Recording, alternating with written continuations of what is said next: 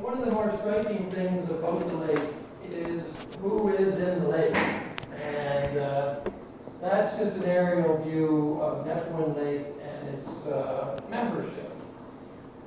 So the membership is a pretty big area, and it includes pretty well-heeled members like Walmart, Canadian Tire, Southbridge Mall, all of these, McIsaac, others are all members of the Nepahwin Lake Stewardship Group, if you would. That whatever they do on their property affects Nepahwin Lake. And there's nothing that goes on, and that extends all the way just up to the bypass, down Armstrong to Jungle Gym, and you can stop at the coffee shop while you're still in the watershed. And it has some nice property like Bennett Lake and a golf course. And it has about 5,000 people in the watershed group. And you make a big mistake of considering the Nepahwin Lake entirely managed by rich landowners that live on the shores of Nepahwin Lake. It's used by a lot of people, and a lot of people are responsible for the health of it. Here's some quick statistics. The lake area is 128 hectares, but the watershed is 744 hectares, much bigger. The maximum depth, Taylor, are you here? Your site is about 19 or 20, but somewhere up in that corner on the high end is a hole that's about 22 meters. The perimeter is about 9 kilometers long. There's 3 magnificent public beaches on it. And here's, if anything you do in Nepahwin Lake takes a long time to heal itself, or it seems to take a long time first to respond. Like, it shouldn't be as in good condition as it is today, the way that we treated this lake. So there were a lot of built-in resistances, natural ones, mostly microbial ones, but we've broken the back on them. And to change things will take a considerable amount of time, maybe 2 or 3 cycles of the cleaning of the lake. Residence time is the amount of time it takes to drain the lake and fill it back up again. When we first started looking at the lake and I started swimming there, the depth that you could see was 8 meters. So it was a very clear lake, and it was a classic lake trout lake. The cold, iconic northern lake trout lived in Nepahwin Lake when it was a camp lake for the town of Sudbury down the road. People came up here to go lake trout fishing, and some of the remnant camps around there, and the Finnish diving club that was at the Paris Street site, were all a wilderness lake setting. Number of homes, I don't know the right number, but it's about 300, and there's about 5,000 people in the watershed committee. And I'm a fish biologist. There's 11 species of fish in it. And it's one of the few lakes in Sudbury with a combination of strange invasive species. In the 1990s, the lake was too cold for bass to survive in it. The climate had not changed enough for bass to overwinter and be big enough to survive without eating. Now bass dominate the lake because winters are short, and if you go into the winter fat, you can make it through now. The summers are long and fat. It has the only lake in the city that has rainbow smelt. Somebody must have gone down to Nepahwin and smelt fishing and washed their buckets in Nepahwin, and it has smelt in it. It does have milfoil. It's the only lake where we have a consumption guideline issued for an organic contaminant, PCBs. And still, levels of PCBs in the lake are too high for people to safely eat the slate or the large bass. Generally, the public don't know that because people tear down the sign, and the ministries coding of how much you can eat is so confusing that no one can understand it anyway. But people continue to fish and continue to eat the fish even though there's PCBs in it. That is likely because the drainage came from industrial areas like the original area where the Canadian Tire and the heavy machinery operators at Bayard and McIsaac's property dropping hydraulic fluids, old transformers, where PCBs are used as lubricants in that area. And the drainage ditches that come in near that end of the lake, those deltas is where we've seen the highest PCBs. So we got the unique problem of PCBs in the lake, but it's a sort of invisible problem that's been there a long time. Nobody has remembered it. This was the first time the federal government confronted the city of Sudbury that you don't know how to manage your own lakes. And when the Department of Fisheries and Oceans office was on Paris Street, right where the old Lockerbie taxi used to be, corner of Nepahwin Avenue, during a provincial federal fight of who was responsible for habitat. The feds were responsible for the habitat for a brief time and had their office there, and ordered the city to clean up the mess that the city had created in Nepahwin Lake. And in 2005, the city, at the expense of $5 or $6 million, and Steve might know numbers more than I, were forced to go in and dredge up all the silt that was piling up in the lake from the Canadian Tire site, the Southbridge Mall site, all the poorly managed properties and because we didn't have any proper construction bylaws in place. We still don't. We have them, but we can't enforce them. We don't enforce them. And so anytime there's soil washing off sites, there have been various attempts, like the settling pond in front of the hospital, or the settling pond below the Walmart, or the one behind us. Those are attempts in the modern day to try to capture that silt before it ends up in Nepahwin Lake. But in 1980 and 1990, there was nothing in place. And still to this day, there's rarely any attention given to putting up silt fences or covering up topsoil piles when they are delivered to your yard. And silt and topsoil carry most of the phosphorus to the lake now. Now that the other major problems have largely been dealt with. The other major problem was the storm sewers and the sanitary sewers were connected. And in the 70s, 80s, 90s, somebody in the room can correct me, I don't know when the last overflows happened, but I can remember the major overflow of sewage at Oriole on Loaches Road during a heavy event where the sewers can't handle the flow, and the Kelly Street Station can't handle it, and it just lifts up and flows out into the lake through the stormwater system. Steve, do you think that's largely been dealt with all the renovations? With the rock tunnel, yeah. Yeah, and the rock tunnel. But for a time, an awful lot of raw sewage. And there's still places in the city where that can happen too, overflows. But the original problem in 2009 was addressed in this way. And the city installed all the silt boxes behind our LDD on Steve Street and on front of Oriole and over by a number of places, in front of Paris Street, right in front of the funny house. Does somebody here own the funny house that the vertical guy beside Tin can. Yeah. Is that your house? The tin can, no, it's No, somewhere. right.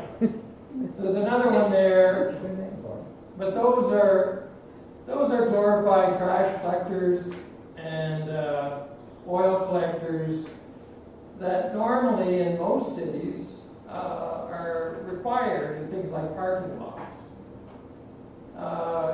Most parking lots in most big cities have storm scepters in them, where oil builds up and trash builds up before it flows into their version of Nepahwin Lake. And the owner of the shopping center is responsible to keep it clean and pumped out so it doesn't overflow and go into the natural system. We built glorified trash and silt collectors around Nepahwin Lake at the expense of about $8 million. Already we spent $13 million on the lake, and we still got a problem. The silt collectors were never intended to deal with solutes. Anything that came dissolved in road salt or dissolved as nutrients just passes directly through. You could clean out, get some of it out if you maintain them and took out the silt on a regular basis, but I'm sure there's still, but I would have to ask the question whether it's cleared out or not. So the original problems you're facing today started in the 70s and 80s and continue today because of poor land practices among your neighbors and yourselves on your properties, where you don't protect the lake from erosion.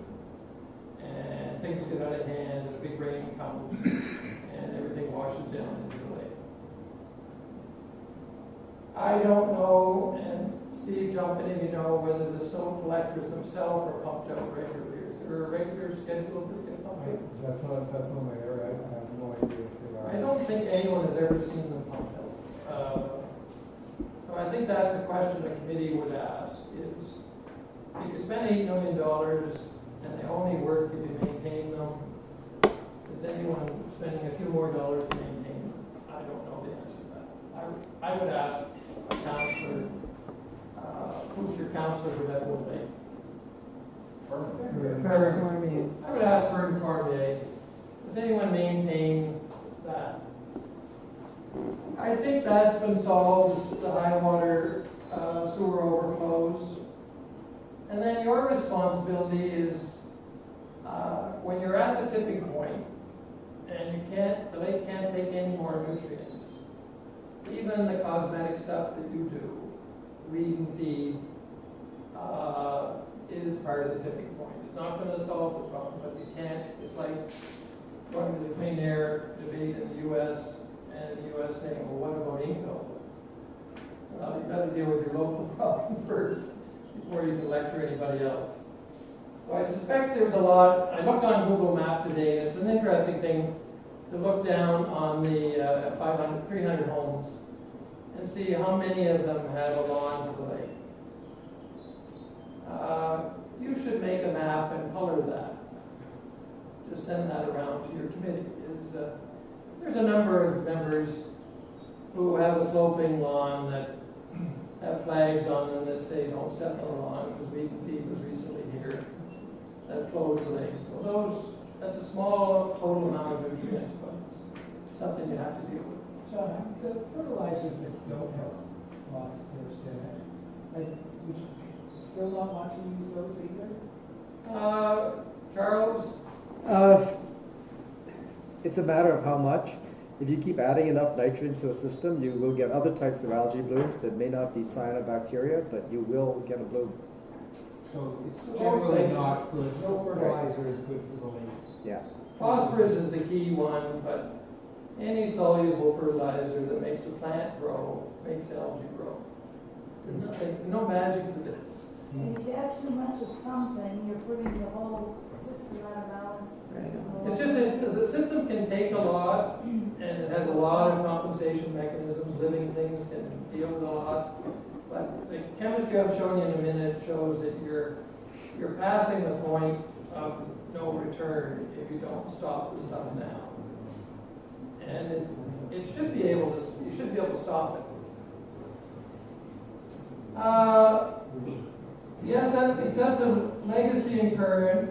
The road salt is just causing a problem because it's damaging the organisms that generally eat the algae. The climate vulnerability makes everything more sensitive than it was before. Hot, warm summers make the plants grow, and like McFarland last year, you're soon going to face fish kills in Nepahwin Lake, where rotting fish floats up on your shore in addition to the algae. Not a nice thing, especially as a fish biologist. Those are nice animals. You shouldn't shut the oxygen off for them. And with the greenhouse gas, Sudbury declared itself a climate emergency city, and lakes are a source, not a sink for greenhouse gases. And as you lose oxygen, you start to generate methane, which is a 20 or sometimes more powerful greenhouse gas than carbon dioxide. So it's not responsible in climate periods to be. Now we're dealing today with a nuisance algae bloom, taste and odor, brown algae, green algae probably, less the city. But we will get, like we did, was it last year we had the first beach closure or looking algae on. We will soon, probably this fall, start to get the health unit warning about unsafe water to enter. And then one you don't think about, but of course you do think about, is the price of your homes goes down. And the value of the whole city goes down. And the study in Maine shows that it's a very large amount. That is, a lake goes from blue to green, property values deteriorate about $200 to $300 a foot of front lake frontage. So on a lake like Ramsey, that's $25 million. A lake like Nepahwin, $10–15 million worth of lost property value, simply by a color change in the lake. Gets people's attention, that number. So I really appreciate what we're fortunate is that we have a good monitoring program. And Taylor and Steve's report today has a lot of really important information in it. There hasn't been a routine monitoring program for a long enough period on the lake to see all the trends, but I'll show you a little bit. Did you circulate and talk to this already today? So this is the significant one. The red line is really the line when phosphorus reaches the point where the lake is no longer what we call an oligotrophic Canadian Shield clean water lake. It's starting to enter into the sewage lagoon category, like Minnow Lake is, and like Bethel Lake is, a eutrophic lake, and Simon Lake and Mud Lake below the sewage plants in the southern part of the city. So we worry when the lake starts to enter above 20 micrograms of phosphorus. And you can see in the last 2 years, we're at the tipping point now. So it would be good to have a powerful Nepahwin committee who are not allowed to go any further and even get it to reverse. Because when you go much higher, like Bethel at 60 or Minnow Lake at 50 or so, you're not going back. You've got cattails and muskrats, and it's a very pleasant lake with lots of birds and that, but it's not a blue water lake anymore. The easiest, you can see it yourself when you're swimming. You see your feet. You're standing at the beach. This week we don't see our feet. I don't see them when I go out tonight. I'll go tonight. I won't see my feet. In the middle of the lake, the clarity of water is generally a little bit better offshore. There's settling, and there's also solar bleaching. Lakes get sunburns, just like your ground carpet. If you leave it in the sun long enough, it lightens up. So if you leave water out in the middle of the lake for a long enough time, that's why people like to drink offshore with a cup. And it's solar, UV treated water offshore. And I think, Taylor, you sample a mid-basin somewhere, and a second depth is just how far can you see a black and white dish? And they only have 2 years. But generally, the clarity is declining into August, and I think we'll see that this year as well. Things will get worse into the fall. As the energy in the system starts to build up and more organic matter is being released.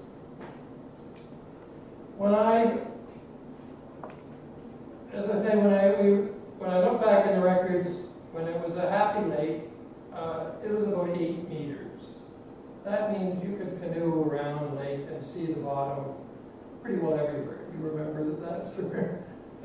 When you could see any depth that you want.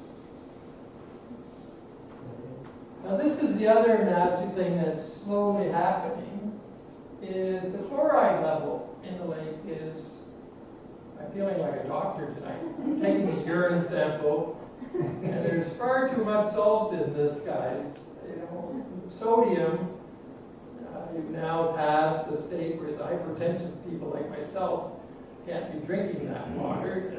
Sodium concern levels at 20, it's at 80.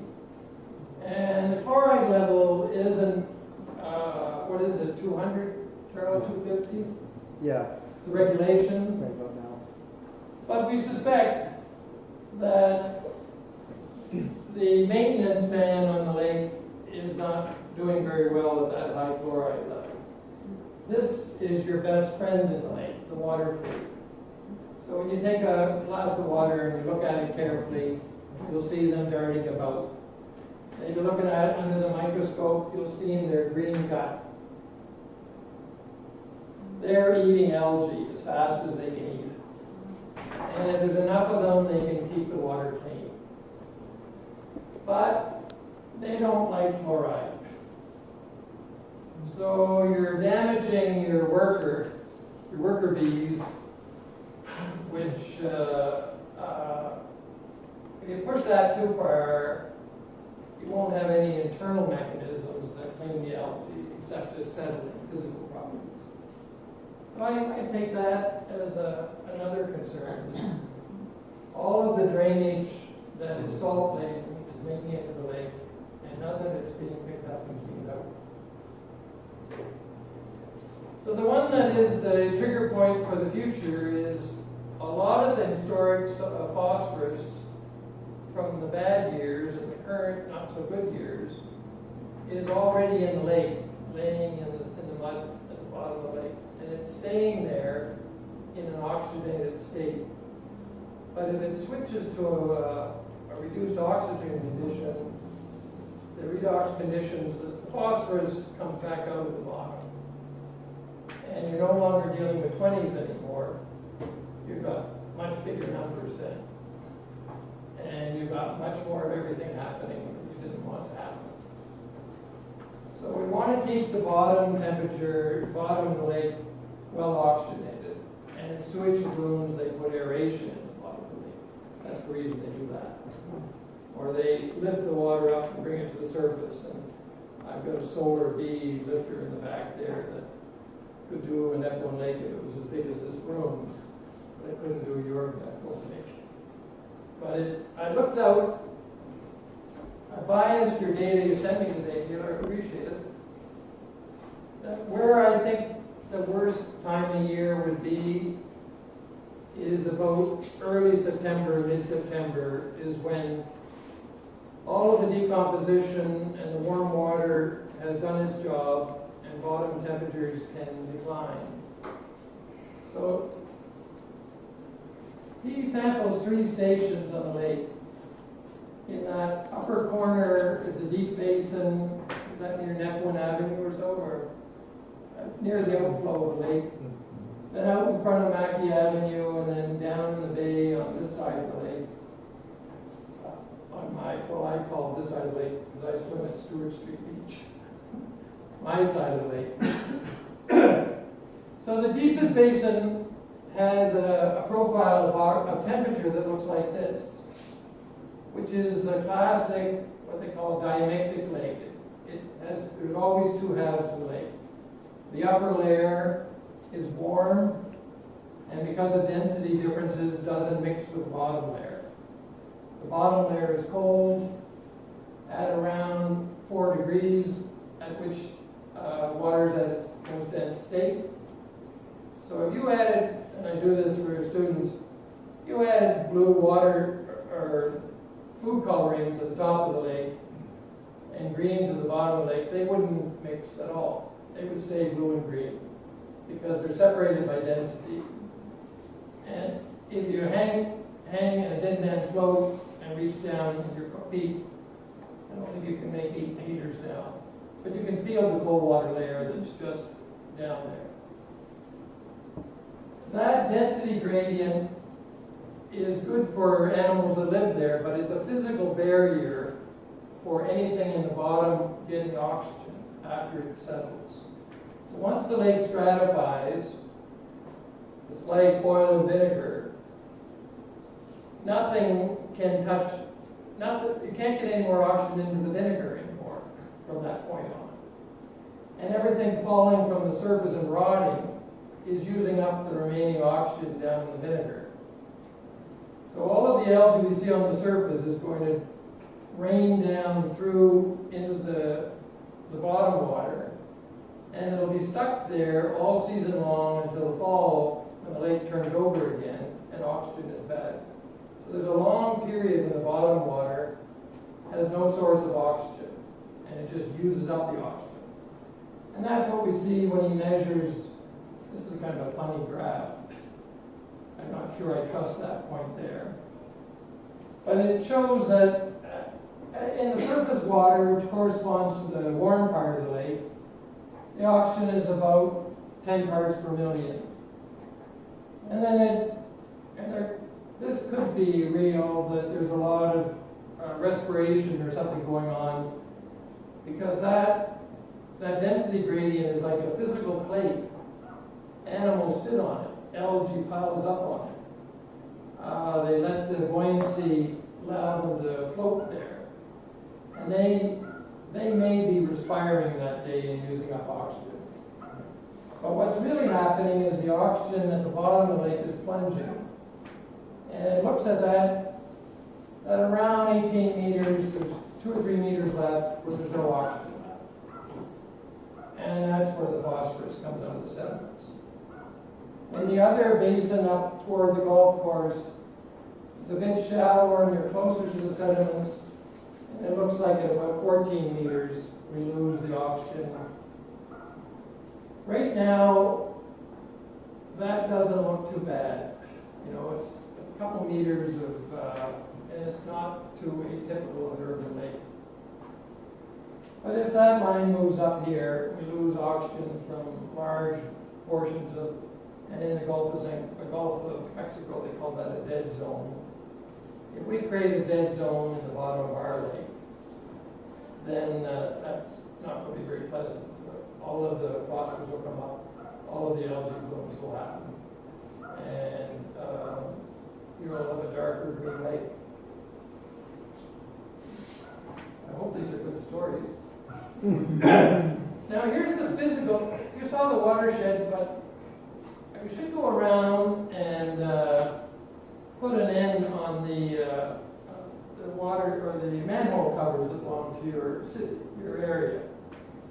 Lots of groups put a fish on the manhole cover and name it Nepahwin Lake. Well, your drainage, underground drainage pipes run all the way down. There's the Walmart here.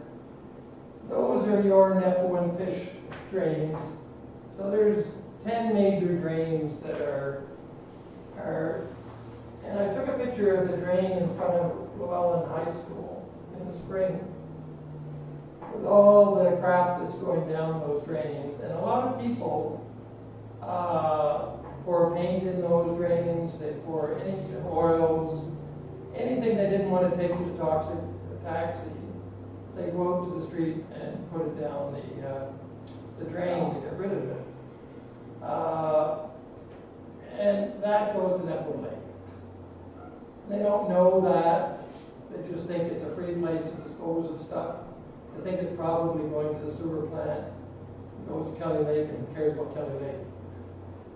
But I actually think it would be a nice public relations thing to name all your manhole covers and get people thinking, God, I had no idea that Nepahwin Lake extended to the Walmart or it extended up Algonquin Road. That the same people that enjoy the public beach, live up there.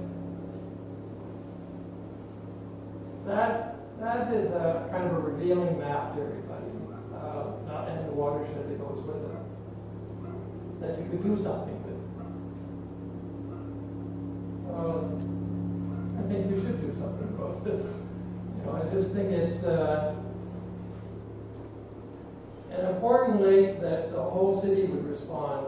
There's more financial resources and people resources in this watershed than probably in the other one, to make the city of Lakes real.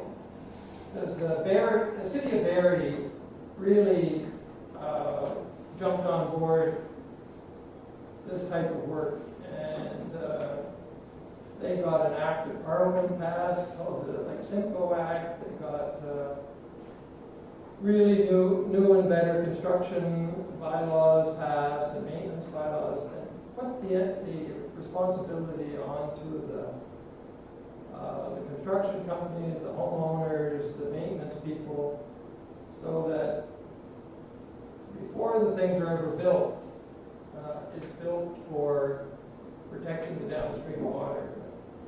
We're in a sort of a difficult situation, is that there's not actually much building going on anymore. We've built all the big box stores and various things. You can look around and see there's some pretty poor practices on a small scale going on. But the harder question I might have for Charles and others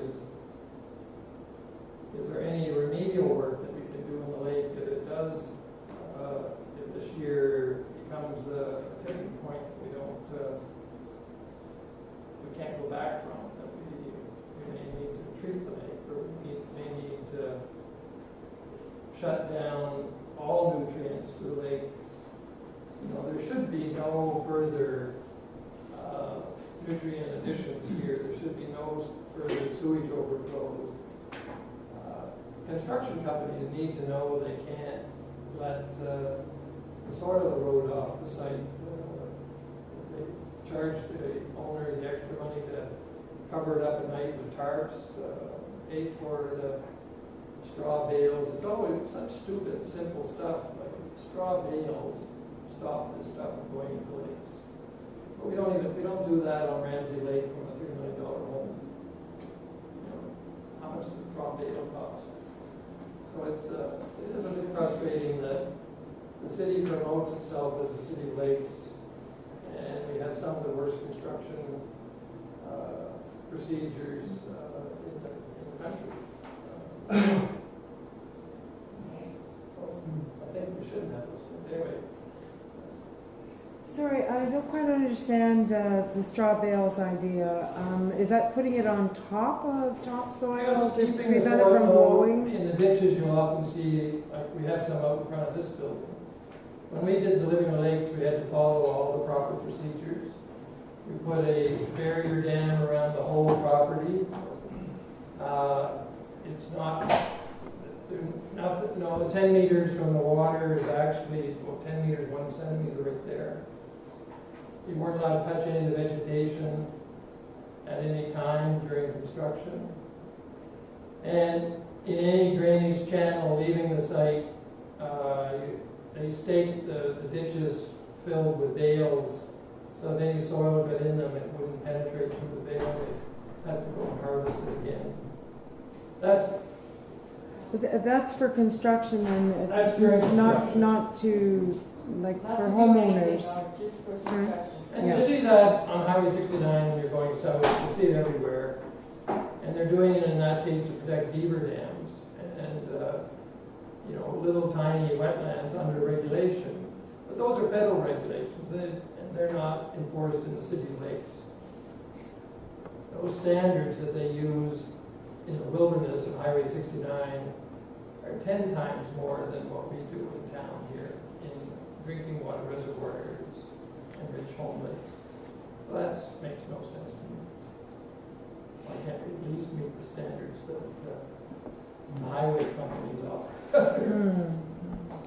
But those, I think we need to keep the monitoring going and alert people that